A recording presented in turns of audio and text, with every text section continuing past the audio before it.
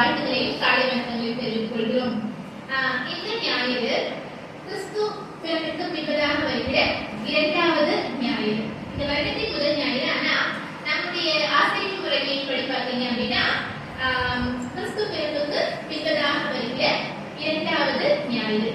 இன்றைய நாளுடைய தியானத்திற்கென்று தென்னிந்திய திருச்சபையின் முறைமையின்படி நமக்கு கொடுக்கப்பட்டிருக்கிற தலைப்பு ரிவீலேஷன் ஃபார் சால்வேஷன், அதாவது மீட்புக்கான வெளிப்பாடு. மீட்புக்கான வெளிப்பாடு அப்படிங்கிற தலைப்புல சில காரியங்களை இன்றைக்கு நாம் தியானித்து பார்க்க இருக்கிறோம். நம்முடைய தியானத்துக்கு உதவியாக இன்றைக்கு யாத்திராகமம் 3வது அதிகாரத்தை நம்ம திருப்பி வைத்துக் கொள்ளலாம். மீட்புக்கான வெளிப்பாடு அப்படிங்கிற இந்த தலைப்பை தியானிக்க உதவியாக நாம் யாவரும் 1வது வேத பாடமாகிய யாத்திராகமம் 3வது அதிகாரத்தை திருப்பி வைத்துக் கொள்ளலாம். இந்த அதிகாரம் நம்ம எல்லாருக்குமே தெரிஞ்ச ஒரு அதிகாரம் இல்லைங்களா? மோசேக்கு முச்செடியிலே ஆண்டவர் தோன்றினார் அப்படிங்கிறத சண்டே ஸ்கூல் ஞாயிறு பள்ளி காலத்திலிருந்தே நம்ம தெரிஞ்சு வச்சிருக்கோம். ஆனா இந்த அதிகாரத்தினுடைய பின்னணி என்ன, வரலாறு என்ன அப்படிங்கிறது தெரிஞ்சிருந்துச்சுன்னா இந்த அதிகாரம் எவ்வளவு முக்கியமான ஒரு அதிகாரம் அப்படிங்கறத நம்ம புரிஞ்சு கொள்ள முடியும். நம்ம ஆதியாகமம் கடைசி 5 அதிகாரங்கள்ல எப்படியாக யாக்கோபினுடைய குடும்பம் இஸ்ரவேலுடைய குடும்பம் திருக்குடும்பம் எகிப்து தேசத்திலே போய் சேர்ந்தது அப்படிங்கறத நம்ம பார்த்து தெரிந்து கொள்ள முடியும். வீட்டுக்கு போய் வாசிச்சு பாருங்க. யோசேப்பு ஒரு முக்கியமான ஒரு தலைவராக எகிப்து தேசத்திலே உருவெடுக்கிறார். பார்வோனுக்கு அடுத்த கட்டத்திலே அவர் அங்க இருக்கிறார் அப்படிங்கறத நம்ம பார்க்கிறோம். அந்த நாட்டிலே என்ன பண்றாங்க? யாக்கோபுடைய மகன்களும் அவர்களுடைய மொத்த குடும்பமும் எகிப்து தேசத்துல போய் சேர்றாங்க அப்படிங்கறதோடு கூட கடைசியில அந்த பகுதியில் எல்லாத்தோடு கூட ஆதியாகமம் நிறைவு பெறும். அப்ப ஆதியாகமத்தினுடைய முடிவுல யாக்கோபின் குடும்பத்தார் எங்க இருக்கிறாங்க சொல்லுங்க? எங்க இருக்கிறாங்க? ஆதியாகமம் 50வது அதிகாரம் வரும் பொழுது யாக்கோபுடைய குடும்பத்தாரும் எந்த ஊர்ல இருக்கிறாங்க சொல்லுங்க? எகிப்துல இருக்கிறாங்க. அதுதான் இன்னைக்கு நம்ம பார்க்கிறோம். தூக்கிட்டீங்களா? ஓகே. அப்ப எகிப்து தேசத்துல அவர்கள் இருக்கிறார்கள் அப்படின்னு சொல்லி பார்க்கிறோம். அப்போ எகிப்துல அவர்கள் இருக்கும் பொழுது என்ன காரியங்கள் எல்லாம் நடைபெற்றது அப்படிங்கிறது தான் நம்ம என்ன பார்க்கிறோம்? யாத்திராகமம் 1வது அதிகாரத்திலையும் 2வது அதிகாரத்திலையும் நம்ம பார்க்கிறோம். இடைப்பட்ட காலத்துல என்னெல்லாம் நடந்துச்சு அப்படின்னு சொல்லி வாசிங்க. யாத்திராகமம் 1வது அதிகாரம் 1 வசனம். எகிப்துக்கு போன இஸ்ரவேலுடைய குமாரரின் நாமங்கள் ஆவன. போதும். அப்போ எகிப்துக்கு போன இஸ்ரவேல் குடும்பத்துல, அதாவது யாக்கோபுக்கு மறுபேர் என்னங்க? இஸ்ரவேல். அப்போ அந்த குடும்பத்துல யாரெல்லாம் இருக்காங்க அப்படிங்கிறதுதான் அந்த பகுதி. மொத்தம் எத்தனை பேர் போறாங்க அப்படிங்கறத 5வது வசனத்துல இருக்கும். வாசிங்க. யோசேப்பு அதற்கு முன்னமே எகிப்தில் போயிருந்தார். யாக்கோபின் கற்ப பிறப்பாகிய யாவரும் 70 பேர். அப்போ 70 பேரா இருக்கிற யாக்கோபின் குடும்பத்தார் திரளா பழுங்கி பெருகி இந்த தேசத்துல எவ்வளவு பேரா மாறுறாங்க அப்படிங்கிறது தான் பின்னாடி பார்க்கிறோம். 6வது வசனத்தை வாசிக்கிறேன் பாருங்க. யோசேப்பும் அவருடைய சகோதரர் யாவரும் அந்த தலைமுறையார் எல்லாரும் மரணம் அடைந்தார்கள். இஸ்ரவேல் புத்திரர் மிகுதியும் பழுகி ஏராளமாய் பெருகி பலத்திருந்தார்கள். தேசம் அவர்களால் நிறைந்தது. அப்போ இஸ்ரவேல் மக்களால் தேசம் நிறைந்திருந்தது. அப்போ அதனுடைய பின்பகுதியில தான் என்ன வருது? யோசேப்புடைய மரணத்திற்கு பின்பு யோசேப்பை அறியாத ஒரு புதிய ராஜா, யோசேப்பையும் யோசேப்பு எகிப்து தேசத்துக்கு செய்த நன்மைகளையும் அறியாத ஒரு புதிய ராஜா எங்க வர்றாரு? எகிப்து தேசத்துல அதிபதியா மாறுறாரு. அந்த நாட்கள்ல என்ன இஸ்ரவேல் மக்களை அடக்கி ஒடுக்கி அடிமைப்படுத்தணும்னு நினைக்கிறாங்க. அப்போ அதுக்காக சில திட்டங்கள் வகுக்கப்படுது. ஆண் பிள்ளைகளை எல்லாம் கொலை பண்ணணும் அப்படிங்கிற ஒரு கட்டளை ராஜாவிடத்துல இருந்து வருது. ஆனா அந்த கட்டளையிலிருந்து தேவன் அதிசயமான விதமாக இஸ்ரவேல் மக்களை எப்படியாக மருத்துவச்சிகள் மூலமா காப்பாற்றினாரு அப்படிங்கறதெல்லாம் அந்த 1வது அதிகாரத்துல நம்ம பார்க்கணும். அப்போ 2வது அதிகாரம் வரும் பொழுது இஸ்ரவேல் மக்கள் தொடர்ந்து அடிமைத்தனத்தில் இருக்கிறாங்க. தொடர்ந்து அங்க அநேக ஆண் பிள்ளைகள் கொல்லப்படுறது நம்ம பார்க்க முடியுது.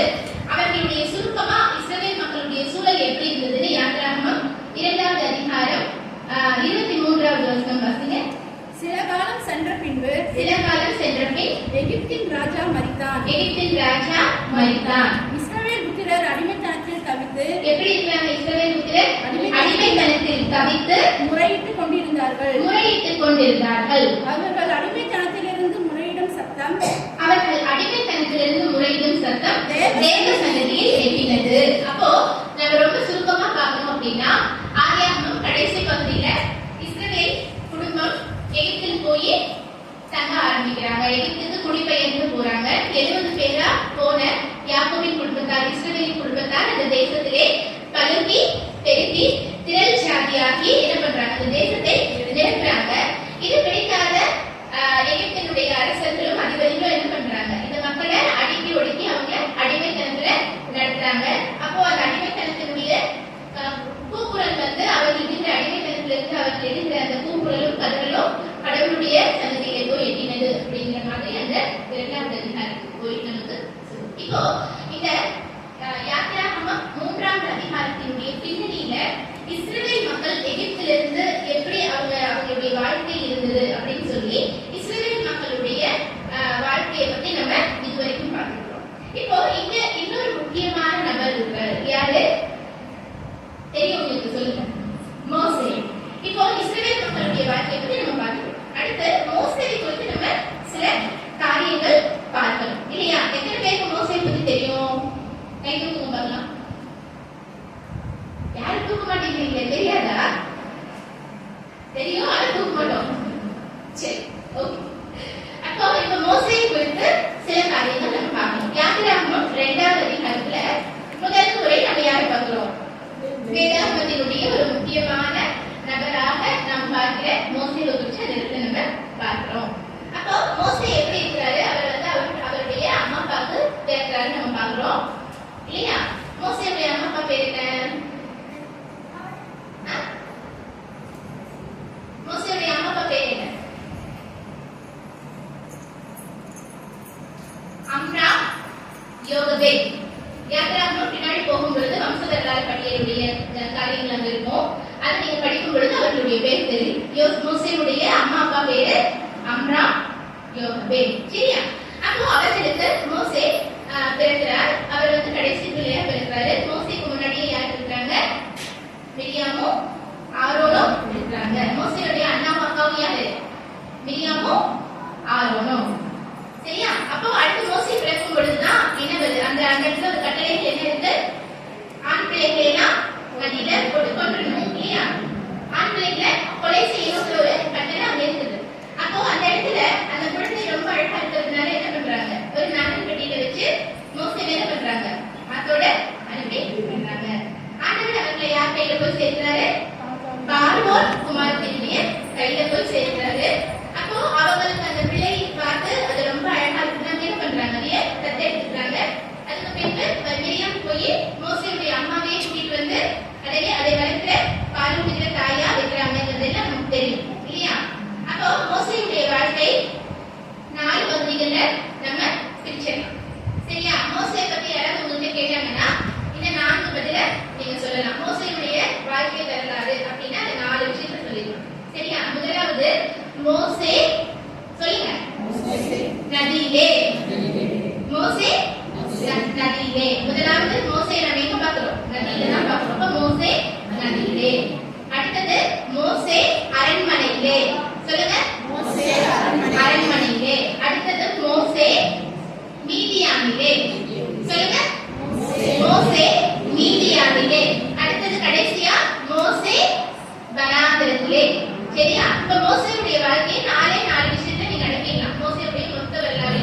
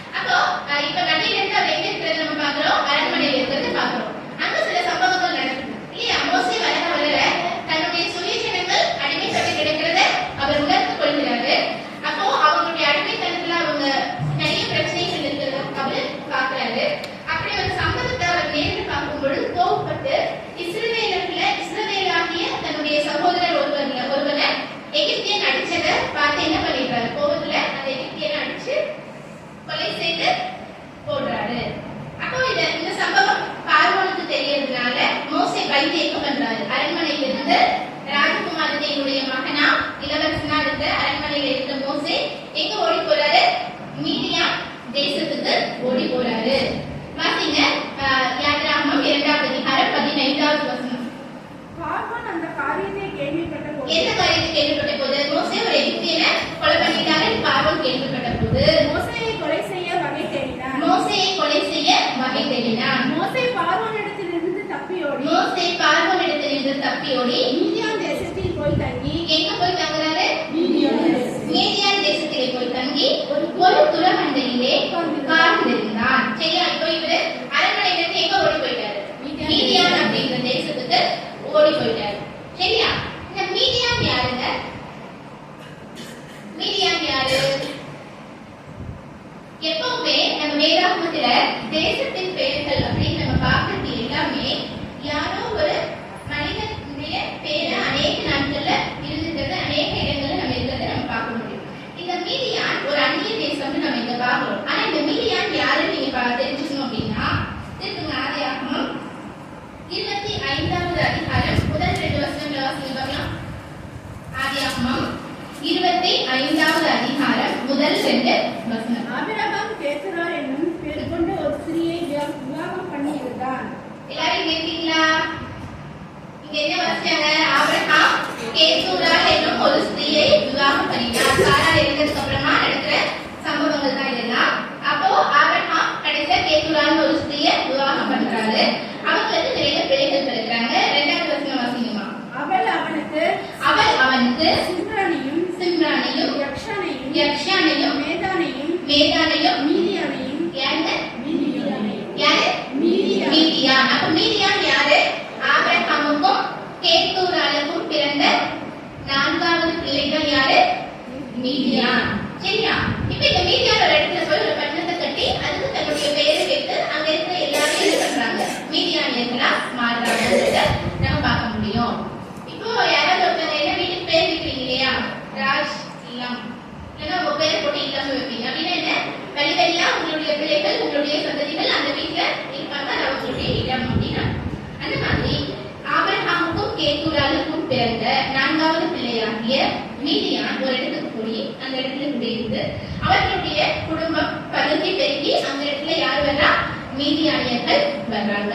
சரி, ஏன் இதை நான் தெரிஞ்சுக்கணும் அப்படின்னு நீங்க கேட்டீங்கன்னா, நம்ம நினைக்கிறோம் நம்ம தான் ஆண்டவருடைய பிள்ளைகள். ஆண்டவருடைய பிள்ளைகள் நாம மட்டும்தான். மற்றவங்களுக்கு ஆண்டவருடைய நாமும் தெரியாதவங்க அவருடைய பிள்ளைகள் இல்ல அப்படின்னு சொல்லி நம்ம நினைக்கிறோம்னா அப்படி கிடையாது. எல்லாருமே ஆண்டவருடைய பிள்ளைகளா தான் இருக்கிறாங்க. எல்லாருமே ஆண்டவருடைய பிள்ளைகளா இருக்கிறாங்கிறது இந்த வசனம் இன்னொரு சாட்சியான ஒரு வசனம். சரிங்களா? இப்ப மோசே எங்க இருக்கிறாரு? மீதியான்ல இருக்கிறாரு. அப்போ மீதியான்ல அவர் என்ன பண்றாரு? அங்க இருக்கிற ஒரு ஆசாரியனுடைய மகளை திருமணம் செய்து கொள்கிறார். அதெல்லாம் நமக்கு தெரியும். அங்க அவர் போகும் பொழுது அந்த பிள்ளைங்க விளக்கிட்டு இருப்பாங்க. அப்போ இவர் வந்து அவங்களுடைய ஆடுகளுக்கு தண்ணி காமிப்பாரு. அப்போ அவருடைய அந்த பிள்ளைகளுடைய தகப்பனிடத்துல அவர் போவாரு. போகும் பொழுது அந்த அவர்களுடைய ஒரு குமாரத்தை தான் இவர் என்ன பண்றாரு? கல்யாணம் பண்றாரு அப்படிங்கிறது எல்லாம் நம்ம பார்ப்போம். அதுக்கப்புறம் மோசேக்கு பிள்ளைகள் இருக்கிறாங்க. மோசே எங்க இருக்கிறாரு?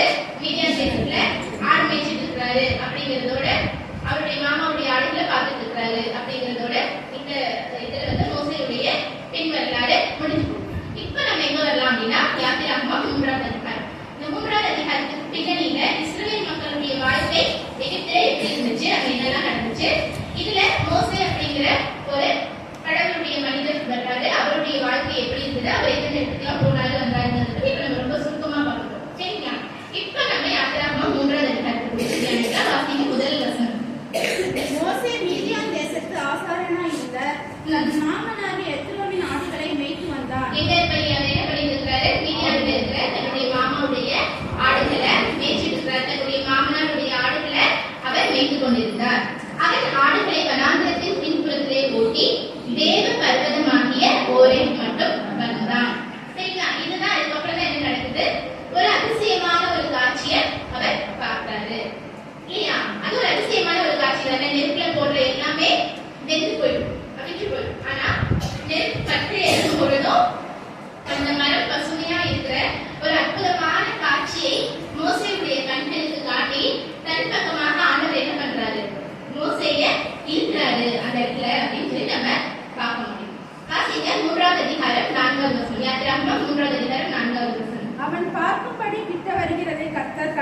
இப்ப நீங்க இப்படி ஒரு காட்சியை பாக்குறீங்கன்னு வைங்க. ஒரு மரம் வந்து பத்தி எரியுது, நல்ல பச்சை பசேன்னு பத்தி எரியுது, ஆனா வேகவே இல்லை. ரொம்ப நேரம் நீங்க பார்த்துட்டே இருக்கீங்க.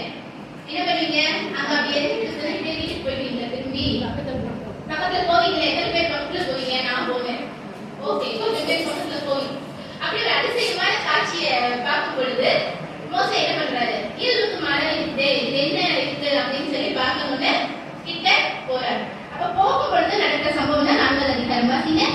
அவன் பார்க்கும்படி கிட்ட வருகிறதை கர்த்தர் கண்டார். அவன் பார்க்கும்படி கிட்ட வருகிறதை கர்த்தர் கண்டார். முச்செடியின் நடுவில் இருந்து தேவன் அவனை நோக்கி, முச்செடியின் நடுவில் இருந்து தேவன் அவனை நோக்கி மோசே மோசே என்று கூப்பிட்டார். என்ன கூப்பிட்டாரா? மோசே மோசே. மோசே ஒரு வாட்டி கூப்பிட்டா பார்த்தாரா? ஏன் 2 வாட்டி கூப்பிடுறாரு? தெரியல. எப்ப 2 வாட்டி வேதாகமத்துல நம்ம என்னுடைய கதையெல்லாம் வேற. எங்க வீட்டுல நான் ஒரு டைம் எங்க அம்மா வந்து என்ன பேர் சொல்லி கூப்பிட்டாங்கன்னா நான் கண்டுக்காம இருந்தேன்னா என்ன சொல்லுவாங்க? ஏய் எங்க இருக்கிறவா அப்படி சொல்லுவாங்க இல்லையா? இன்னும் நம்ம பிள்ளைங்க என்னெல்லாம் சொல்லுவோம்? வேற வேற பாஷைகள் எல்லாம் யூஸ் பண்ணி ஏய் என்ன காது கேட்கலையா அப்படி சொல்லுவோம். ஆனா நம்முடைய ஆண்டவர் அப்படிப்பட்ட ஆண்டவர் இல்ல. அதுக்காக மோசையை கூப்பிட்டு கேட்காமையும் இல்லை. ஆனா நீங்க வேதாகமத்துல எங்கெல்லாம் ஆண்டவர் வந்து 2 முறை ஒரு மனிதனுடைய பேரை சொல்லி கூப்பிடுறாரோ அதுக்கு பின்பதாக எல்லாம் ரொம்ப முக்கியமான ஒரு சம்பவம் நடைபெறும். ரொம்ப முக்கியமான காரியங்கள் நடைபெறுகிறது நம்ம பார்க்க முடியும். ஆண்டவர் வந்து 2 வாட்டி பேர் சொல்லி கூப்பிடுறது எல்லாம் உதாரணமா பாத்தீங்க அப்படின்னா ஒரு இடம் வந்து ஆதியாகமத்துல 22வது அதிகாரத்துல 11வது வசனம் வாசிங்க. ஆதியாகமம் 22:11. அப்பொழுது கர்த்தருடைய தூதனானவர் வானத்தில் இருந்து ஆபிரகாமே ஆபிரகாமே என்று கூப்பிட்டார். இப்படி எப்படி கூப்பிடுறாரு? ஆபிரகாமே ஆபிரகாமே கூப்பிடுறாரு. அந்த இடத்துல ஏன் எப்படி கூப்பிடுறாருன்னா ஈசாக்க வெட்டுறதுக்கு ஈசாக்க வந்து தகன பலியா கொடுக்கறதுக்காக அந்த கட்டைகள் மேல அடுக்கி வச்சு கத்தியை ஓங்கி பிள்ளையாங்கான வெட்ட வரும் பொழுது ஆண்டவர் சொல்லுவாரு ஆபிரகாமே ஆபிரகாமே பிள்ளையாங்கான் மேல் கையை போடாதே. அது ஒரு முக்கியமான ஒரு சம்பவம் இல்லையா? ஆண்டவருடைய சோதனையில் ஆபிரகாம் வெற்றி பெற்றார் அப்படிங்கிற ஒரு முக்கியமான ஒரு சம்பவம். இதே மாதிரி இன்னொருத்தரையும் கூப்பிட்டுருப்பார் வேதாகமத்துல. யாரையும் சொல்லுங்க. Very good. சாம்வேல். சாம்வேலே சாம்வேலே அப்படின்னு கூப்பிடுவார். சாம்வேல் அடுத்தது இஸ்ரவேல் தேசத்துக்கான ஒரு உன்னதமான தீர்க்கதரிசியாக ஆண்டவர் தெரிந்தெடுத்த ஒரு பாத்திரம். அந்த பாத்திரத்தையும் ஆண்டவர் என்ன பண்றாரு? சாம்வேலே சாம்வேலே அப்படின்னு சொல்லி கூப்பிடுறாரு. அப்ப இங்கேயும் அதே ஆண்டவர் தான் என்ன பண்றாரு? மோசேவை 2 முறை பேர் சொல்லி கூப்பிடுறாரு. மோசே மோசே கூப்பிடுறாரு. அப்ப நமக்கு என்ன தெரியும்? பின்னாடி ஒரு முக்கியமான ஒரு சம்பவம் நடக்க பொழுது அப்படிங்கிறது தெரியும். வாசிங்க. அந்த வசனத்தை வாசிங்க. அப்பொழுது அவர் இங்கே கிட்டி சேராயாக, உன் கால்களில் இருக்கிற பாதரட்சையை கழற்றி போடு, நீ நிற்கிற இடம் பரிசுத்த பூமி சொல்லிடுறாரு. அடுத்த வசனத்துல அவர் சொல்வாரு 6வது வசனத்துல நானே வாசிக்கிறேன். நீங்களும் உங்களோட பைபிள்ல பாருங்க. பின்னும் அவர் நான் ஆபிரகாமின் தேவனும் ஈசாக்கின் தேவனும் யாக்கோபின் தேவனும் ஆகிய உன் பிதாக்களுடைய தேவனாய் இருக்கிறேன் என்றார். மோசே தேவனை நோக்கி பார்த்த பயத்தினால் தன் முகத்தை மூடிக்கொண்டார். அந்த இடத்துல ஆண்டவர் வந்து மோசே கூட பேசுறாரு. நான் வந்து உன்னுடைய முற்பிதாக்களின் தேவன். இவங்க இஸ்ரவேல் மக்களுக்கு யாருன்னா தெரியும்?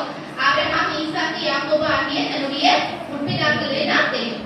அதனாலதான் அந்த இடத்துல சொல்றாரு உன்னுடைய பிதாக்களின் தேவனா நான் இருக்கிறேன். நான் ஆபிரகாமின் தேவனும் யாக்கோபின் தேவனும் ஈசாக்கின் தேவனுமா இருக்கிறேன்னு சொல்லி தன்னை மோசேக்கு ஆண்டவர் வந்து என்ன பண்றாரு? வெளிப்படுத்துறாரு. 2 முறை கூப்பிடுறாரு. ஒரு அதிசயமான காட்சியை காட்டி 2 முறை மோசேவை தன்னுடைய பக்கத்துல கூப்பிட்டு மோசே மோசே அப்படின்னு சொல்லி அந்த அழைப்பை அவருக்கு கொடுத்து இவர் வந்து என்ன பண்றாரு? முதலாவது தன்னை மோசேக்கு வெளிப்படுத்தின ஆண்டவர் அந்த இடத்துல இருக்கிறாரு. ரிவீலேஷன். நம்மளுடைய தலைப்பு என்னங்க? மீட்புக்கான வெளிப்பாடு. அப்போ தன்னை வெளிப்படுத்தி காட்டுகிற ஆண்டவராக அந்த இடத்துல இருக்கிறத நம்ம பார்க்க முடியும்.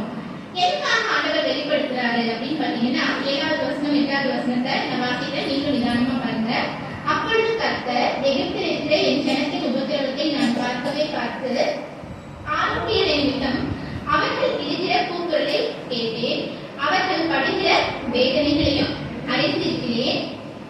அவர்களை எகிப்தியரின் கைக்கு விடுதலையாகவும் அவர்களை அந்த தேசத்திலிருந்து நீக்கி கானானியரும் ஏத்தியரும் எமோரியரும் பெரிசியரும் ஏவியரும் எபூசியரும் இருக்கிற இடமாகிய பாலஸ்தீனம் முடிகிற நலமும் விசாலமும் கொண்டு போய் சேர்க்கவும் இணங்கினேன் அப்படின்னு சொல்றாரு. சோ ஏன் இந்த பேரை நான் உனக்கு சொல்லி நான் எதுக்காக இப்ப வந்து முன்னாடி இருக்கிறேன் அப்படிங்கிறத ஆண்டவர் வந்து மோசேக்கு சொல்லிட்டு ஒரு இடமா அந்த இடம் இருக்கிறத நம்ம பார்க்க முடியும். இதுக்கு 18வது வசனம் வரைக்கும் ஆண்டவர் என்ன காரியங்களை இஸ்ரவேல் மக்களுக்கு செய்ய போகிறாரு அப்படிங்கிறத நம்ம ஆண்டவர் வந்து மோசேக்கு சொல்லிட்டு நம்ம பார்க்க முடியும். அந்த இடத்துல மோசே வந்து முக்கியமா ஒரு கேள்வி கேட்பார். வாசிங்க யாத்திராகமம் 3வது அதிகாரம் 13வது வசனம். அப்பொழுது மோசே தேவனை நோக்கி, நான் இஸ்ரவேல் புத்திரத்தில் போய் உங்கள் பிதாக்களுடைய தேவன் உங்களிடத்தில் என்னை அனுப்பினார் என்று அவர்களுக்கு சொல்லும் பொழுது அவருடைய நாமம் என்ன என்று அவர்கள் என்னிடத்தில் கேட்டால் நான் அவர்களுக்கு என்ன சொல்லுவேன் என்றார். மோசே ஆண்டவர் கேள்வி கேட்கிறார். சரியா? இப்ப மோசே கிட்ட ஆண்டவர் எப்படி சொல்றாரு, நான் ஆபிரகாமின் தேவனும் ஈசாக்கின் தேவனும் யாக்கோபின் தேவனுமாகிய உன் பிதாக்களின் தேவனாயிருக்கிறேன்னு சொல்றாரு. இப்ப தன்கிட்ட பேசுற ஆண்டவர் தன்னுடைய ஆண்டவருக்கு மோசேக்கு தெரியும். ஆனா மோசே ஏன் இந்த கேள்வி கேட்கிறாருங்க? இப்போ இஸ்ரவேல் மக்களை விடுதலை பண்றதுக்காக ஆண்டவர் வந்திருக்காரு. அதுக்காக மோசேக்கு ஒரு அழைப்பு கொடுக்கிறாரு. அப்ப மோசே கேட்கிறாரு, இந்த மக்கள் கிட்ட போய் நீங்க யாருன்னு நான் சொல்லணும் மோசே கேட்கிறாரு. அதுதான் அந்த வசனம். ஏன் அந்த கேள்வி கேட்கிறாரு சொல்லுங்க பார்க்கலாம். என் பேர் என்ன? உங்களுக்கு தெரியும், என் பேர் ஜெனிஃபர். இப்போ நீங்க வந்து என்கிட்ட உங்களுக்கு என்னோட பேர் தெரியும். இப்ப நான் என்ன போய் உங்க பேர் என்னன்னு சொல்றது மறுபடியும் என்கிட்ட கேட்டீங்கன்னா அதுக்கு என்ன அர்த்தம்? ஆனா அது வந்து ஒரு முட்டாள்தனமான கேள்வியும் இல்ல. மோசே அந்த கேள்வியை ஆண்டவர் கிட்ட கேட்கறதுக்கு ஒரு பெரிய காரணம் இருந்தது. வாசிங்க யாத்திராகமம் 12வது அதிகாரம் 40வது வசனம்.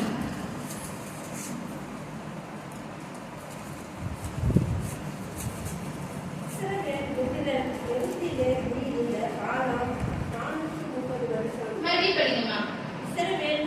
இஸ்ரவேல் புத்திரர் எகிப்திலே குடியிருந்த காலம் எவ்வளவுங்க? 430 வருஷம். எவ்வளவு வருஷமா இருக்கிறாங்க? 430 வருஷமா அந்த ஊர்ல எகிப்துல தேசத்துல அவங்க குடியிருக்கிறாங்க. சரிங்களா?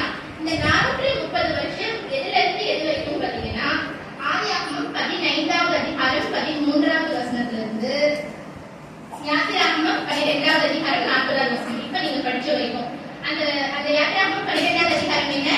எகிப்தியர்களுடைய நாட்டை விட்டு எகிப்து தேசத்தை விட்டு இஸ்ரவேல் மக்கள் வெளியில போனதுதான் அந்த யாத்திராகமம் 12வது அதிகாரம். நீங்க வாசிச்சு பார்த்தீங்கன்னா உங்களுக்கு தெரியும். சரியா? தற்கால ஆசரிச்ச தலைப்பிலை சங்காரம்லாம் முடிஞ்சதுக்கு அப்புறம் நீங்க எங்க இருந்து ஊருக்கு போயிருந்தீங்க? எகிப்தினுடைய பார்வோட எகிப்தின் மக்களும் இஸ்ரவேல் மக்கள் வேண்டி திருப்பி கேட்டதுனால அவங்க ஊருக்கு போக ஆரம்பிக்கிற இடம் தான் அந்த அதிகாரம் தான் யாத்திராகமம் 12. அப்ப ஆதியாகமம் 15-13ல ஆரம்பிச்சு யாத்திராகமம் 12-40 வரைக்கும் இருக்கிற காலகட்டம் தான் அந்த 430 வருஷம். ஏன் அப்படிங்கிறதுக்கு விளக்கம் என்ன நான் தனியா சொல்றேன். இப்ப நம்ம அதனுடைய காரியம் இல்லை. இதுல தோராயமா பாத்தீங்கன்னா யாத்திராகமம் 1வது அதிகாரத்திலிருந்து யாத்திராகமம் 3வது அதிகாரம் வரைக்கும் தோராயமா எவ்வளவு வருஷங்கள் அப்படின்னு பாத்தீங்கன்னா 200 வருஷங்கள். சரியா? அந்த வருஷங்களுக்கு நான் உங்களுக்கு எப்படிங்கிறது யாராவது தேவைப்படும் போது நான் சொல்றேன். ஆனா முதல்ல யாத்திராகமம் 1வது அதிகாரத்திலிருந்து யாத்திராகமம் 3வது அதிகாரம் ஆண்டவர் வந்து மோசேக்கு பிரசன்னமாகிற வரைக்கும் கிட்டத்தட்ட தோராயமா எவ்வளவு காலங்கள் நீங்க வச்சுக்கலாம்? 200 வருஷம் நீங்க வச்சுக்கலாம். உங்களுடைய புரிதலுக்காக நான் சொல்றேன். அப்போ 200 வருஷமா நீங்க எப்படி இருக்கிறாங்க? அடிமைத்தனத்துல கஷ்டப்பட்டு இருக்காங்க. சரியா? நம்மளுடைய வாழ்க்கையில நம்ம 1 வருஷம் 2 வருஷம் 3 வருஷம் 10 வருஷம் 15 வருஷம் கஷ்டப்பட்டாலே கிட்டத்தட்ட நம்ம பாதி ஆயுசு கஷ்டப்பட்ட மாதிரி நம்ம நினைக்கிறோம். ஆனா நீங்க யோசிச்சு பாருங்க, இந்த இஸ்ரவேல் மக்கள் கிட்டத்தட்ட 200 வருடமா எதுல இருக்கிறாங்க? அடிமைத்தனத்தின் கண்ணீரிலும் தவிப்பிலும் வேதனையிலும் நுழைவுதலையும் ஆண்டவரை நோக்கி அழுதலும் இருக்கிறாங்க. சரியா? இவங்களுக்கு ஒரு கட்டத்துல கடவுளே எங்களை காப்பாத்துங்க, கடவுளே எங்களை காப்பாத்துங்க, இந்த ஆபிரகாம் ஈசாக்கு யாக்கோபுன்னு எங்களுடைய முப்பிதாக்களை நடத்தின ஆண்டவர் நீங்க தானே, நீங்க எங்களை காப்பாத்துங்க அப்படின்னு சொல்லி அவர்கிட்ட கேட்டுட்டே இருக்கிறாங்க. இப்போ நீங்க கடவுள்கிட்ட ஒரு விண்ணப்பம் பண்றீங்க, ஒரு வேண்டுதல் கேட்கறீங்க, ரொம்ப காலமா அது அப்படியே போயிட்டே இருக்குன்னா நீங்க என்ன பண்றீங்க? சோர்ந்து போயிடுவோம். சரி, என்ன இது, இதெல்லாம் நடக்குமா? நான் கேட்கறது எனக்கு கிடைக்குமா? நான் கும்பிடுற ஆண்டவர் என்ன பண்ணிட்டு இருக்கிறாரு? நான் ரொம்ப ஒரு நல்ல தொழிலை கேட்கிறேன் இல்லையா? நம்ம கொஞ்சம் மோசமான சூழல் இருக்கும்போது என்ன பண்ற? சாமி நீ இருக்கிறியா? என்ன நீ பாக்குறியா? நான் உங்களை கூப்பிடுறது உண்மைதான். நான் இதெல்லாம் ஆண்டவர்கிட்ட கேட்டுருக்கு. அதனால உங்ககிட்ட நான் சொல்றேன். நீங்களும் எப்படி கேட்டுக்கலாம்? இல்லை நீங்களும் நல்லவங்களா என்ன மாதிரி மோசமா இல்லாம நல்லவங்களா இருந்தா நீங்க கேட்டுக்க மாட்டீங்க. ஆனா என்ன மாதிரி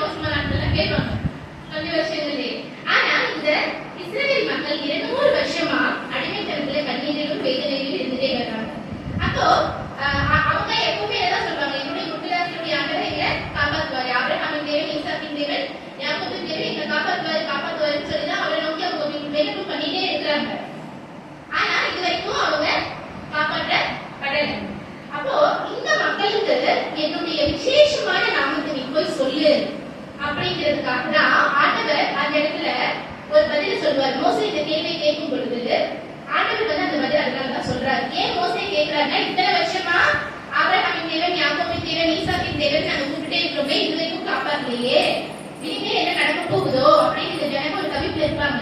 அப்ப இதே வார்த்தையை ஆபிரகாமின் தேவன், ஈசாக்கின் தேவன், யாக்கோபின் தேவன் போய் மோசே சொல்லும் பொழுது அவங்களுக்கு அந்த அடுத்து நடக்க போகிற விடுதலையினுடைய முக்கியத்துவம் தெரியாது. அதனாலதான் ஆண்டவர் விசேஷமா ஒரு பேரை தன்னுடைய நாமத்தை மோசேக்கும் இஸ்ரவேல் மக்களுக்கும் வெளிப்படுத்துறாரு. வாசிங்க 14வது வசனம். அதற்கு தேவன் இருக்கிறவராக இருக்கிறேன் என்று மோசேயுடனே சொல்லி இருக்கிறேன் என்பவர் என்னை உங்களிடத்துக்கு அனுப்பினார் என்று இஸ்ரவேல் புத்திரரோடே சொல்லுவாயாக. தமிழ்ல இருக்கிறவராகவே இருக்கிறேன் என்பவர் ஆண்டவருடைய ஒரு புது நாமம் மோசேக்கும் இஸ்ரவேல் மக்களுக்கும் அதுக்கப்புறம் தெரியும். இப்போ அந்த நாமம் வந்து இங்கிலீஷ்ல இந்த இருக்கிறவராகவே இருக்கிறேன் அப்படின்னா என்னன்னா, I am who I am. எல்லா காலங்களிலும் நான் இருக்கிறேன், எல்லா இடங்களிலும் நான் இருக்கிறேன், எல்லா நேரங்களிலும் நான் இருக்கிறேன், இருக்கிறவராகவே இருக்கிறேன் அப்படின்னா என்னன்னா, உன்னுடைய முற்பிதாக்களை என்னால நடத்த முடியும்னா, அப்ப அவர்களோடு கூட இருந்து அவர்களை நான் நடத்தினேன்னா இந்த அடிமைத்தனத்திலிருந்து உன்னை நான் நடத்த முடியும் அப்படிங்கிற மாதிரி ஆண்டவர் இடத்துல தன்னுடைய விசேஷ நாமமாக்கிய யாவே இருக்கிறவராகவே இருக்கிறேன், நான் உன்னுடைய யாவே கடவுளாக இருக்கிறேன்னு சொல்லி தன்னுடைய நாமத்தை அந்த இடத்துல வெளிப்படுத்தினவராக ஆண்டவர் இருக்கிறார் அப்படின்னு சொல்லி நம்ம பார்க்க முடியும். இப்போ இந்த 3வது அதிகாரம் மொத்தமா இவ்வளவுதான். இஸ்ரவேல் மக்கள் அடிமைத்தனத்துல இருக்கிறாங்க. மோசே அரண்மனையிலிருந்து பயந்து ஓடி மீதியான் தேசத்துல போய் தன்னுடைய மனைவியை தேடி அந்த இடத்துல மனைவியை கல்யாணம் பண்ணி பிள்ளைகள் பெற்று தன்னுடைய மகனுடைய ஆடுகளை மேய்த்து வந்தவரா இருக்கிறாரு. ராஜகுமாரனா அரண்மனையில இருந்த மோசே இப்போ எப்படி ஆயிட்டாரு? ஆடு மேய்க்கிறவரா மாறி இருக்கிறாரு. இந்த பின்னணியில தான் ஆண்டவர் மோசேக்கு ஒரு அழைப்பை கொடுத்து தன்னுடைய விசேஷமான நாமத்தை மோசேக்கும் இஸ்ரவேல் மக்கள்கிட்ட நீ போய் சொல்லுன்னு சொல்லி சொல்றாரு. சரிங்களா? இப்போ நம்ம பார்க்க வேண்டிய 2 முக்கியமான விஷயம். இஸ்ரவேல் மக்கள் எகிப்துல என்ன செஞ்சுட்டு இருந்தாங்க? எகிப்துல இந்த சூழல்ல இருந்த இஸ்ரவேல் மக்களுக்கு ஆண்டவர் என்ன செஞ்சார் அப்படிங்கறத பார்த்து இந்த செய்தி நம்ம நிறைவு செய்யலாம். இஸ்ரவேல் மக்கள் எகிப்துல என்ன செஞ்சுட்டு இருந்தாங்க? என்ன பண்ணாங்க? செங்கல் சுட்டுட்டு இருந்தாங்க, நிறைய வேலைகள் செஞ்சுட்டு இருந்தாங்க. ஆனா முக்கியமா பதில் என்னது நீங்களே சொல்றீங்க. சரியா? முதலாவது அவங்க எப்படி இருந்தாங்க? அடிமைத்தனத்துல இருந்தாங்க. எடுத்துக்கோங்க யாத்ராகமம் 2வது அதிகாரம் 23வது வசனம் வாசிங்க. இஸ்ரவேல் புத்திரர், அதுல இருந்து வாசிங்க. இஸ்ரவேல் புத்திரர் அடிமைத்தனத்தினால் தவித்து முறையிட்டுக் கொண்டிருந்தார்கள். அவர்கள் அடிமைத்தனத்திலிருந்து முறையிடும் சத்தம் தேவ சந்நிதியில் கேட்டினது. அப்போ இஸ்ரவேல் மக்கள் எகிப்திலே என்ன செஞ்சுட்டு இருந்தாங்கிறது தான் அந்த யாத்ராகமம் 2வது அதிகாரம் 23வது வசனம். முதலாவது அவங்க எப்படி இருக்காங்கன்னா அடிமைத்தனத்தில் இருக்கிறாங்க. அந்த அடிமைத்தனத்தில் இருக்கிறதுனால அந்த வசனம் சொல்றது அவர்கள் தவித்துக் கொண்டிருக்கார்கள், அழுது தவித்துக் கொண்டிருக்கார்கள். அழுதுங்கிற வார்த்தை இல்ல. நீங்க ஒரு நாளைக்கு 20 மணி நேரம் வேலை செய்வீங்க செய்யுங்க, செங்கல் சொல்றீங்க, எல்லா வேலையும் பாக்குறீங்க, ரொம்ப கடினமான வேலை செய்வீங்க, நீங்க என்ன பண்ணுவீங்க? சிரிச்சுட்டே இருக்கீங்களா? உங்களுடைய வேலையில உங்களோட மேனேஜர், ஆலோட்டினா மேனேஜர், இந்த சூப்பர்வைசர் அர்த்தம். ஆலோட்டிகள் வந்து இவங்க என்ன பண்ணாங்க? ரொம்ப கடினமா நடந்தாங்க நம்மளுடைய வேதாகமம் சொல்லுது. அப்ப சூப்பர்வைசர் மேனேஜர் எல்லாம் நாங்க ரொம்ப கடினமா நடத்தி தூக்க விடாம சாப்பிட விடாம வேலை பார்க்க வச்சா நமக்கு எப்படி இருக்கும்? ஐயா ஜாலி, நான் இன்னொரு 3 மணி நேரம் வேலை பார்க்கறேன்னு சொல்லுவீங்க. இல்ல, ஒரு தவிப்பு இருக்கும். இது ரொம்ப நாளா போகும்பொழுது ஒரு அழுகையோடு கூடிய ஒரு தவிப்பு இருக்கும். அப்ப முதலாவது அவங்க அடிமைத்தனத்தில் இருக்கிறாங்க. அடுத்து அவர்கள் அழுது தவித்துக் கொண்டிருக்கிறவர்களாக இருக்கிறாங்க. அடுத்தது அந்த கஷ்டம் பொறுக்க முடியாம என்ன பண்றாங்க? ஆண்டவரிடத்திலே முறையிட்டுக் கொண்டிருக்கிறவர்களாக இருக்கிறார்கள். அப்போ அந்த எகிப்து தேசத்துல இஸ்ரவேலர்கள் செய்த 3 காரியங்கள் என்ன? ஒன்று அவங்க அடிமைத்தனத்தில் இருக்கிறாங்க, அடுத்து தவித்துக் கொண்டிருக்கிறாங்க, அடுத்தது முறையிட்டுக் கொண்டிருக்கிறாங்க. இந்த மக்களுக்கு எகிப்துல இந்த சூழல் இருந்த இஸ்ரவேல் மக்களுக்கு ஆண்டவர் என்ன செய்தார் அப்படிங்கிறதுக்குரிய பதில் தான் யாத்ராகமம் 2வது அதிகாரம் 24வது வசனம் 25வது வசனம் வாசிங்க. தேவன் அவர்கள் பெருமூச்சை கேட்டு ஆபிரகாமோடும் ஈசாக்கோடும் யாக்கோபோடும் செய்த உடன்படிக்கையை நினைவு கூர்ந்தார். தேவன் இஸ்ரவேல் புத்திரரை கண்ணோக்கினார், தேவன் அவர்களை நினைத்தருளினார். அப்போ அடிமைத்தனத்துல இருந்து அழுது தவித்து முறையிட்டுக் கொண்டிருந்த இஸ்ரவேல் மக்களுக்காக ஆண்டவர் செய்கிறார். முதலாவது காரியம் அவர்களுடைய கூக்குரலை அவர் கேட்டார். அப்போ கேட்கிற தேவனாகிறவர் இருந்தார். அடுத்து இரண்டாவது பாத்தீங்கன்னா அந்த மக்கள் தவித்து தங்களுடைய ஆண்டவர் என்னன்னு நினைச்சு அவங்க ஏங்கிட்டு இருக்கும் பொழுது அவர்களுடைய முற்பிதாக்களாகிய ஆபிரகாமோடும் ஈசாக்கோடும் யாக்கோபோடும் செய்த உடன்படிக்கையை நினைவு கூர்ந்த தேவனாக அவர் இருந்தார். இந்த மக்கள் யாரு, அவர்களோடு கூட நான் என்ன உடன்படிக்கை செய்தோம்னு சொல்லி அதை நினைவு கூறுகிற ஆண்டவராக ஆண்டவர் இருந்தார்னு சொல்றோம். கடைசியா அந்த வசனம் சொல்லுது, 25வது வசனம், தேவன் இஸ்ரவேல் புத்திரரை கண்ணோக்கினார். அப்போ இஸ்ரவேல் புத்திரர்களுக்காக ஆண்டவர் செஞ்ச 3 காரியம் என்னங்க? கேட்டார், நினைவு கூர்ந்தார், கண் நோக்கினார். இதை எப்படி இன்னும் சொல்லலாம்னா கேட்டாரு, நினைச்சாரு, பார்த்தாரு அப்படின்னு நீங்க சொல்லலாம். கேட்டார், நினைவு கூர்ந்தார், பார்த்தார். ஆச்சுங்களா? அதனுடைய வெளிப்பாடாதான் ஆண்டவர் சொல்றாரு. யாத்திராகமம் 3வது அதிகாரம் 7வது வசனம் 8வது வசனத்தை நான் வாசிக்கிறேன் பாருங்க. யாத்திராகமம் 2வது அதிகாரம் 24, 25 எதிரொலிதான் அதுக்கு ஆண்டவர் கொடுத்த பதில் தான். யாத்திராகமம் 3வது அதிகாரம் 7வது வசனம் 8வது வசனம். அப்பொழுது கர்த்தர், எகிப்திலிருக்கிற என் ஜனத்தின் உபத்திரவத்தை நான் பார்த்து ஆரோக்கியங்களை நிமித்தம் அவர்கள் இடுகிற கூக்குரலை கேட்டேன். அவர்கள் படுகிற வேதனைகளையும் அறிந்திருக்கிறேன். அவர்களை எகிப்தியரின் கைக்கு விடுதலையாக்கவும் அவர்களை இந்த தேசத்திலிருந்து நீக்கி கானானியரும் ஏத்தியரும் எமோரியரும் பெரிசியரும் ஏவியரும் எபூசியரும் இருக்கிற இடமாகிய பாலும் தேனும் ஓடுகிற நலமும் விசாலமுமான தேசத்தை கொண்டு போய் சேர்க்கவும் இறங்கினேன். தன்னுடைய உடன்படிக்கையை அவர் என்ன பண்றாரு? நினைவு கூர்ந்து அந்த மக்களை அவர் கண்ணோக்கி பார்க்க ஆண்டவராக இருக்கிறார். அப்போ எகிப்தில இஸ்ரவேல் மக்கள் செய்த 3 காரியம் என்ன? அடிமைத்தனத்தில் இருக்கிறாங்க, அல்லது தவித்துக் கொண்டிருக்கிறாங்க, முறையிட்டு கொண்டிருக்கிறாங்க. அந்த மக்களுக்கு ஆண்டவர் என்ன காரியங்கள் செஞ்சாரு?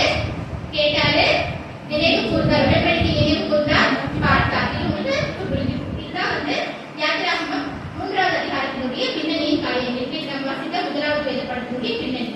இப்போ இதெல்லாம் ஏன் நீங்க காலையில நம்ம பார்த்துட்டு இருக்கிறோம் அப்படின்னு நமக்கு ஒரு கேள்வி இருக்கும் இல்லையா? அப்போ நீங்க என்ன பண்ணணும் அப்படின்னா, இந்த பகுதியை நான் பார்த்த மக்களோடு கூட உங்களுடைய வாழ்க்கையை என்னுடைய வாழ்க்கையை நம்ம என்ன பண்ணணும்? ஒப்பிட்டு பார்க்கணும். அந்த இஸ்ரவேல் மக்கள் எப்படி நெடுங்காலமாய் காத்திருந்து தங்களுடைய அடிமைத்தனங்கள்ல இருந்து கடவுள் தங்களுக்கு விடுதலை கொடுப்பாருன்னு சொல்லி ஆவலா எதிர்நோக்கி ஏதோ ஒரு விடுதலை காத்துட்டு அதற்காக அழுது தொழுது தவித்து ஆண்டவரை நோக்கி இடைவிடாமல் முறையிட்டுக் கொண்டிருந்தார்களோ, இன்றைக்கு இந்த அழைப்பில் அமர்ந்திருக்கிற நீங்களும் நானும் அப்படிப்பட்ட ஒரு சூழல்ல நம்மளுடைய வாழ்க்கையில கடந்து போய்கிட்டே இருக்கலாம். இது என்னென்ன சூழல்ங்கிறது நமக்கு மட்டும்தான் தெரியும், நமக்கும் ஆண்டவருக்கு மட்டும்தான் தெரியும் இல்லையா? எத்தனையோ வேண்டுதல்கள்ல நீண்ட காலமான வேண்டுதல்கள் எனக்கு இருக்கலாம். ஆண்டவர் எனக்கு இன்னும் பதிலே தரலையே, என்னுடைய அடிமைத்தனத்திலிருந்து நான் இன்னும் விடுதலை ஆகவே இல்லையே, என்னுடைய ஜெபங்கள் கேட்கப்படுதா, நான் ஆண்டவர்கிட்ட விடுகிற கண்ணீரையும் ஆண்டவர்கிட்ட கதறுகிற கதறலையும் ஆண்டவர்கிட்ட நான் முறையிடுறதையும் ஆண்டவர் கேட்டுட்டு இருக்கிறாரா? நினைச்சு பார்க்கிறாரா? அவர் என்ன பார்த்துருவாரா? கேட்டுருவாரா? அவர் என்னை பத்தி நினைவு கூறுவாரா? அப்படிங்கிற ஒரு கேள்வியோடு கூட இன்றைக்கு இந்த காலை வேலையில இந்த அழைப்புல நீங்களும் நானும் ஒரு வேலையில் தரும். ஆனா அந்த இஸ்ரவேல் மக்களினுடைய அடிமைத்தனத்திலிருந்து அவர்களுக்கு விடுதலை தரும்படி, அவர்களுடைய கண்ணீரை மாற்றும்படி, அவர்களுடைய தவிப்புகளை மாற்றும்படி, என்னங்க அவர்களுடைய முறையிடுதலை மாற்றும்படி அவர் என்ன பண்றாரு? அவர்களுடைய கூக்குரலை கேட்டு அவர்களோடு கூட அந்த ஜனங்களோடு கூட ஆண்டவர் செய்திருந்த உடன்படிக்கை நினைவு கூர்ந்து அந்த மக்களை கண்ணோக்கி பார்த்த தேவன் யாவே கடவுள், நம்முடைய ஆண்டவராகிய கர்த்தர் இன்றைக்கு உங்களையும் என்னையும் கண்ணோக்கி பார்க்கிறவராக, நம்முடைய வேண்டுதல்களையும் விண்ணப்பங்களையும் கேட்டவராக, நம்மை குறித்து நினைவு கூர்ந்த கடவுளாக இன்றைக்கும் ஜீவித்திருக்கிறார். ஆமென், ஆமென் இல்லையா? நம்மளுடைய கண்ணீரையும் நம்மளுடைய கதறல்களையும் நம்மளுடைய ஜெப விண்ணப்பங்களையும் இல்லையா, நம்மளுடைய நீண்ட கால காத்திருப்புகளையும் ஒருபோதும் அவர் புறந்தள்ளுகிற தேவன் இல்லவே இல்லை. நிச்சயமாகவே இன்றைக்கு ஆண்டவர் நம்மை நினைவு கூர்ந்து நம்முடைய கதறல்களையும் கண்ணீரையும் கேட்டும் பார்த்தும் இருக்கிற ஆண்டவராக இந்த அழைப்பில் அவர் இருக்கிறார். உங்களுடைய வாழ்க்கையிலே இஸ்ரவேல் மக்களுக்கு விடுதலை அளித்த அதே கடவுள் இன்றைக்கு உங்களுடைய என்னுடைய வாழ்க்கையிலும் விடுதலையை தருகிறாராக, நம்முடைய விண்ணப்பத்தை நிறைவேற்றி தருகிற ஆண்டவராக நம்மோடு கூட இருக்கிறவராகவே அவர் இருக்கிறார். இந்த பாடுகள் வழியா உங்க கூட இருந்த ஆண்டவர் அந்த பாடுகளில் இருந்து உங்களுக்கு விடுதலை தரவும் முடியும் இல்லையா? இஸ்ரவேல் மக்களுடைய அடிமைத்தனத்திலே அவர்களோடு கூட இருந்த கடவுள் யாத்திராகமம் 12வது அதிகாரத்துக்கு மேல அவர்களை விடுதலை பண்ணி எங்க கூட்டிட்டு போறாரு? பாலும் தேனும் ஓடுகிற தேசத்தை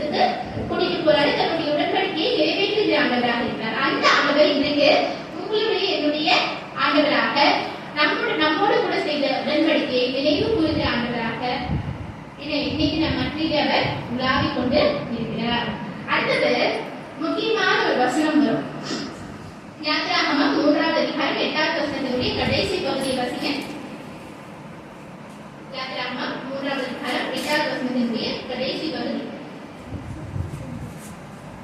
பாலும் தேனும் ஓடுகிற நலமும் விசாலமுமான தேசத்தில் கொண்டு போய் சேர்க்கவும் இறங்கினேன். என்ன பண்ணாரா? இறங்கினாரா? அந்த இடத்துல வந்திருக்கிற வசனம் என்ன? இறங்கினார். அவருடைய ஸ்தானத்திலிருந்து அவர் இறங்கி பூமியில வந்து மோசே கிட்ட தன்னை வெளிப்படுத்தி மக்களுடைய அடிமைத்தனத்திலிருந்து அவர்களை விடுதலையாக்கும்படியான காரியங்களை செய்வதற்காக அவர் இறங்கினார். அன்றைக்கு இறங்கின ஆண்டவர் நமக்கு யாரா இறங்கினார்? கிறிஸ்துவாக விண்ணுலகிலிருந்து மண்ணுலகுக்கு வந்து மானிடராக நம்மை போல பாடுகளுள்ள மனிதராக மாறி நம்முடைய பாவ அடிமைத்தனத்திலிருந்து நமக்கு விடுதலை தருகிறவராக இல்லையா? பிதாவாகிய தேவனோடு கூட நம்மை ஒப்புரவாக்குகிற உடன்படிக்கையை செய்த உடன்படிக்கையின் கிறிஸ்துவாக அவர் இந்த பூமியில பிறந்த பண்டிகையை நினைவு கூர்ந்து நம்ம என்ன பண்றோம்? கொண்டாடின மக்களாக இருக்கிறோம் இல்லையா? எல்லா பாவ அடிமைத்தனத்திலிருந்தும் நம்மை மீட்பதற்காக விண்ணுலகம் விட்டு மண்ணுலகம் வந்த கிறிஸ்துவனுடைய பிறப்பை நினைவு கூர்ந்திருக்கிறோம். நம்ம 2 வாரத்துக்கு முன்னாடி புது துணி எல்லாம் போட்டு பிரியாணி எல்லாம் சாப்பிட்டு சந்தோஷமா பண்டிகை கொண்டாடி பலகாரம் சாப்பிட்டு நினைவு கூர்ந்திருக்கிறோம். அப்படி நினைவு கூர்ந்த நாம ஆண்டவரை சந்திக்கப்படலாமா? நமக்காக பிதாவாகிய தேவனோடு கூட நம்மை ஒப்புரவாக்கும்படி அவர் இந்த பூமியிலே வந்து தன்னையே சிலுவையிலே பிட்டுக் கொடுத்து இன்றும் உயிர்த்தெழுந்த கிறிஸ்துவாக பரிசுத்த ஆவியானவரை நமக்கு கொடுத்தவராக அவர் நம்முடைய வாழ்க்கையில் இருக்கிறார். அவ்வளவு பெரிய காரியத்தை செஞ்ச ஆண்டவர் இந்த உலக பிரகாரமான தேவைகளை சந்திக்க மாட்டாரா? சந்திப்பாரா மாட்டாரா? என்ன சொல்ல மாட்டீங்க? சந்திப்பாரு. நம்முடைய வேண்டுதல்களை ஏற்ற நேரத்திலே அவர் கேட்பார். ஒருவேளை அந்த இஸ்ரவேல் மக்களுக்கு யாத்திராகமம் 1லிருந்து யாத்திராகமம் 3 வரைக்கும் ஒரு 200 வருஷமா அவர்கள் ரொம்ப காலமா காத்துட்டு இருக்கலாம். உங்களுக்கும் இன்றைக்கு நீண்ட கால காத்திருப்புகள், நீண்ட கால ஜெபங்கள் எல்லாமே இருக்கலாம். ஆனா நீங்க ஞாபகம் வச்சுக்க வேண்டியது, தன்னையே சிலுவையிலே எனக்காக விட்டுக் கொடுத்து தன்னுடைய ஸ்தானத்தை விட்டு இறங்கி வந்து மனிதனாக எத்தனையோ பாடுகளப்பட்டு இல்லையா? சிலுவையிலே தன்னையே கொடுத்த கடவுள், நமக்கு பாவ மன்னிப்பின் நிச்சயத்தை கொடுத்து நமக்கு மீட்பை கொடுத்த கடவுள், அதற்காக இறங்கி வந்து நம்மை பிதாவாகிய தேவனோடு கூட சேர்த்து இயேசு கிறிஸ்து நம்மோடு இருக்கும் பொழுது இவ்வளவு பெரிய காரியத்தை செஞ்சிருக்கிற அவர் வேற நமக்கு எதை செய்யாம சொல்ல போறாரு? நம்ம அழுது தொழுது முறையிடணும். சொல்லுங்க, செய்யாமா? ஆண்டவர் நம்மோடு கூட இருக்கிறார். ஆனா பலவீனங்கள் நிச்சயமாக இருக்கும், நம்முடைய தேவைகள் அதிகமா இருக்கும். என்ன இருந்தாலும் நம்மை அவர் எப்பொழுதும் பார்க்கிற ஆண்டவராக, கேட்கிற ஆண்டவராக, நினைவு கூறுகிற ஆண்டவராக, முக்கியமாக நம்மோடு அவர் செய்த உடன்படிக்கையை நினைவு கூறுகிற ஆண்டவராக நம்முடைய வாழ்க்கையிலே அவர் இருக்கிறார் அப்படிங்கிறத நினைவு கூறுகிறதுக்காக தான் இந்த பகுதியை உங்களோடு என்னோடு கூட இந்த காலையிலே ஆண்டவர் பேசிட்டு இருக்கிறாரு. சரிங்களா? ஆண்டவர் ஆகிய இயேசு கிறிஸ்து பூமிக்கு வந்து இறங்கி நமக்காக எல்லா காரியங்களையும் செய்து மறுபடியும் விண்ணுலகிற்கு உயிருள்ளவராக ஏறி போய் பரிசுத்த ஆவியானவரை நமக்கு கொடுத்திருக்கிறாரு. இந்த ஒரு வெளிப்பாடு இருக்கும் பொழுது நம்முடைய மீட்பு ஏற்கனவே நடந்துச்சு. இதுதான் நமக்கு கொடுக்கப்பட்ட மீட்புக்கான வெளிப்பாடு. இயேசு கிறிஸ்து அப்படிங்கிற அந்த நாமம் வெளிப்பட்டு நம்ம அதை நினைவு கூர்ந்து கொண்டாடுகிறோம் இல்லையா? அதுதான் அந்த நம்முடைய மீட்புக்கான வெளிப்பாடு. பாவ அடிமைத்தனங்களிலிருந்து விடுதலை இல்லையா? அன்றைக்கு இஸ்ரவேலர்களுக்கு எகிப்திய அடிமைத்தனத்திலிருந்து விடுதலை. இன்றைக்கு நமக்கு இந்த உலகத்தினுடைய எல்லா பாவ அடிமைத்தனத்திலிருந்து விடுதலை கொடுக்கிறதுக்காக வெளிப்பட்ட அந்த கிறிஸ்து என்கிற நாமத்தின் மூலமா எல்லாவற்றையும் நாம் பெற்றுக்கொள்ள முடியும் இல்லையா? அப்போ அந்த மீட்பின் நாமம் நமக்கு தெரிஞ்சதுக்கு அப்புறமா நமக்கு அநேக வெளிப்பாடுகளை ஆண்டவர் கொடுக்கிறவரா இருக்கிறாரு. நமக்கு நிறைய காரியங்களை அவர் செய்கிறவரா இருக்கிறாரு. நம்முடைய வாழ்க்கையிலே அவர் செயலாற்றுகிற ஆண்டவராக அவர் இருக்கிறாரு. நம்ம இன்றைக்கு ஒரு வேலை இஸ்ரவேல் மக்களுடைய வாழ்க்கையின் சூழல்களை நம்ம கடந்து வந்து கொண்டிருந்தார். இன்றைக்கு ஆண்டவர் உங்களுக்கு சொல்லுகிற செய்தி என்ன அப்படின்னா, உன்னுடைய வாழ்விலே உன்னுடைய கதறல்களை கேட்கிற ஆண்டவராக, உன்னோடு நான் செய்த உடன்படிக்கையை நினைவு கூறுகிற ஆண்டவராக, உன்னுடைய வேண்டுதல்களையும் விண்ணப்பங்களையும் உன்னுடைய வாழ்வின் சூழல்களையும் பார்த்த கடவுளாக இன்றைக்கு நான் உன் மத்தியிலே இருக்கிறேன் அப்படிங்கிறது ஆண்டவர் உங்களுக்கு தெரிந்த செய்தி. இது எல்லாருக்கும் மேலாக கிறிஸ்து என்கிற நாமம் வெளிப்பட்டுச்சு. உங்களுக்கு வேணும், மோசேக்கு இருக்கிறவராகவே இருக்கிறேன்னு சொல்லி அந்த நாமத்தை சொல்லி அவர் ஒரு பெரிய விடுதலை பணிக்கு அனுப்புறார். அதே போல இன்றைக்கு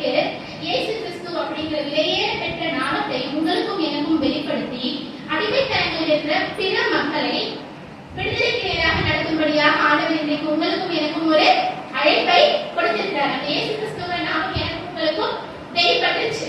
சரியா? அப்போ நம்முடைய பாடுகள்ல இருந்தாலும் மோசேக்கு எத்தனையோ கஷ்டம் இருக்கும் இல்லையா? மோசே முதல்ல எங்க இருந்தாரு? நதியில இருந்தாரு. அப்புறம் எங்க போனாரு? அரண்மனைக்கு போய் ஒரு சுகபோக வாழ்க்கையை வாழ்ந்தார். ஆனா அந்த வாழ்க்கையிலிருந்து மறுபடியும் அவர் கடினமாக ஒரு ராஜகுமாரனா இருந்து எல்லா வேலையுமே அவர் செய்யறதுக்கு எத்தனையோ ஆட்கள் இருந்திருக்கலாம். ஆனா அவர் 40 வருஷம் என்ன பண்றாரு?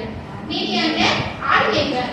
ஆனா அவர் அப்படி கடினமாக இருந்த பொழுதுதான் ஆண்டவர் தன்னுடைய நாமத்தை மோசேக்கு சொல்லி, நீ போய் இஸ்ரவேல் மக்களுக்கு விடுதலையை தருகிற, என்னுடைய விடுதலையை தருகிற, கானான் தேசத்துக்கு என்னுடைய மக்களை நான் கொண்டு போகக்கூடிய மகத்தான பணியை நீ செய் மோசேன்னு சொல்லி ஆண்டவர் அழைப்பு கொடுக்கிறார். அதே போல இயேசு கிறிஸ்துங்கிற நாமத்தை உங்களுக்கும் எனக்கும் கொடுத்து, நம்ம ஒருவேளை பாடுகள் இருந்தாலும் அந்த பாடுகள்ல இருந்து நம்ம விடுதலையாக்கி நமக்கு தேவையான பலத்தை கொடுத்து இந்த உலகத்தின் மக்களுக்கு, இயேசு கிறிஸ்துவை அறியாத பிள்ளைகளுக்கு, இந்த பாவ அடிமைத்தனங்களிலே விழுந்து கொண்டிருக்கிற அநேக மக்களுக்கு விடுதலையின் கருவியாக உங்களையும் என்னையும் மாற்றுவதற்காக தான் இந்த வெளிப்பாட்டின் செய்தி ஆண்டவர் நமக்கு இன்றைக்கு கொடுத்திருக்கிறார். அப்போ மீட்புக்கான வெளிப்பாடு இல்லையா? அதுதான் நம்முடைய தலைப்பு. உங்களுக்கும் எனக்குமான மீட்புக்கான வெளிப்பாடு யாரு? இயேசு கிறிஸ்து என்கிற நாமம். அந்த நாமம் தெரிஞ்சதுக்கு அப்புறம் மோசேயை போல எப்படி அவர் இஸ்ரவேல் மக்களை விடுதலைக்கு நேரம் நடத்திட்டு போனாரோ, அதே போல உங்களுடைய வீட்டிலே, உங்களுடைய பணியிடங்களிலே, உங்களுடைய நீங்கள் வசிக்கிற பகுதிக்கு அருகாமையிலே இருக்கிற எல்லா அடிமைத்தனங்களிலும் உழன்று கொண்டிருக்கிற, கண்ணீரில் தவித்துக் கொண்டிருக்கிற, அந்த அடிமைத்தனங்கள் பொறுக்க முடியாம இருக்கிற மக்களுக்கு இந்த மீட்பின் செய்தியை, ஆண்டவருடைய நாமத்தை அவர்களுடைய வாழ்க்கையில வெளிப்படுத்தி அந்த மக்களை விடுதலை செய்வதற்காக தான் உங்களையும் என்னையும் ஆண்டவர் இன்றைக்கு தெரிந்து கொண்டிருக்கிறார். இந்த நம்பிக்கையோடு கூட வெளிப்பட்ட நாமமாகிய இயேசு கிறிஸ்து என்னோடு கூட இருக்கிறார். நான் அதற்காக எல்லாவற்றையும் செய்வேன், என்னுடைய வாழ்க்கையை அவர் பார்த்துக் கொள்வார் அப்படிங்கிற நம்பிக்கையோடு கூட இந்த புத்தாண்டின் நாட்களுக்கு நம்ம நிறைவு செய்த இந்த புத்தாண்டின் இந்த புதிய வருடத்தை நம் ஆண்டவரோடு கூட சேர்ந்து நடப்பதற்காக தான் இந்த செய்தி நமக்கு கொடுக்கப்பட்டிருக்கிறது. அப்போ வெளிப்பட்ட அந்த கிறிஸ்து என்கிற நாமம் தெரிந்த தைரியத்தோடு கூட இந்த புதிய வருடத்தை சந்திக்க ஆண்டவர் நம்மை அழைக்கிறார். தலைமை கலந்து ஜெபிப்போம். என்னை நேசித்த எங்கள் அன்பின் கடவுளே, இந்த அருமையான காலை வேலைக்காக நாங்கள் நன்றி செலுத்துகிறோம் சுவாமி. ஆம் கடவுளே, நாங்கள் பல அடிமைத்தனங்களிலும் அவருடைய கண்ணீரிலும் அவருடைய நீண்ட கால வேண்டுதல்களிலும் காத்திருப்புகளிலும் தவிப்புகளிலும் அவரை நம்மை நோக்கி நாங்கள் குறைந்து கொண்டிருக்கிற இந்த வேலையிலே ஆண்டவரே கிறிஸ்து இயேசு என்ற நாமத்தை நீர் எங்களுக்கு வெளிப்படுத்தி எல்லா விதமான அடிமைத்தனத்திலிருந்து உன்னை நான் மீட்கிறதுக்காக இருக்கிறேன் என்று இன்று காலை வேளையிலே எங்களோடு கூட பேசின தயவுக்காக நாங்கள் நன்றி செலுத்துகிறோம் சுவாமி. ஆண்டவரே, எங்களுடைய வாழ்வின் சூழல்கள் எப்படி இருந்தாலும் அன்றே நீர் எங்களை கேட்கிற கடவுளாக, எங்களோடு கூட நீர் செய்த உடன்படிக்கையை நினைவு கூறுகிற கடவுளாக, ஆகவே எங்களை எப்பொழுதும் கண்ணோக்கி பார்க்கிற கடவுளாக, எங்கள் மேல் நோக்கமாயிருக்கிற எங்களுடைய ஆண்டவராக இருக்கிறபடியாக நாங்கள் நன்றி செலுத்துகிறோம். ஆகவே இந்த மீட்பின் வெளிப்பாடாகிய இயேசு கிறிஸ்து என்ற விலையேற பெற்ற நாமம் தெரிகிற தைரியத்தோடு கூட இந்த புதிய ஆண்டிலே உமக்காக வெற்றி நடை போட, ஆகவே ஆவிக்குரிய வாழ்க்கையிலே ஆகவே அநேக உயர்வுகளை காண, ஆகவே எல்லா விதமான உலக பாடுகளிலும் இருந்து ஆகவே உடனே விடுதலையை பெற்றுக்கொள்ள, ஆகவே என்னுடைய நீண்ட கால காத்திருப்புகளிலே நீர் எங்களோடு கூட இருக்கிறீர். எங்களுக்கு நீர் நாங்கள் நீர் எங்களுக்கு நியமித்திருக்கிறதை ஏற்றதிலே தருவீர் என்ற நம்பிக்கையோடு கூட ஆகவே எப்பொழுதும் உங்களை பற்றி கொடுத்து எங்கள் எல்லாருக்கும் உதவி செய்தீர்கள். அப்படிப்பட்ட ஒரு நல்ல வாழ்க்கையை நாங்கள் வாழ நீர் எங்களை எடுத்து பயன்படுத்திய இந்த ஆண்டை உமக்கென்று ஆகவே நாங்கள் அர்ப்பணித்து வாழ, அநேக மக்களுக்கு மோசையை போல உங்களுடைய விடுதலையின் செய்தியை